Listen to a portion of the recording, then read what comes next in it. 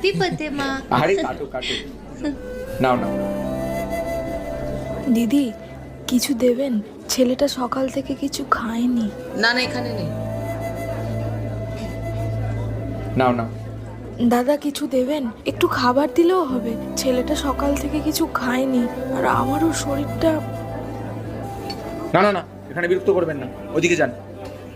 আরে এখানে এসে কাস্টমারদের বিরক্ত করবে না, যাও এখান থেকে, গরিব সালা।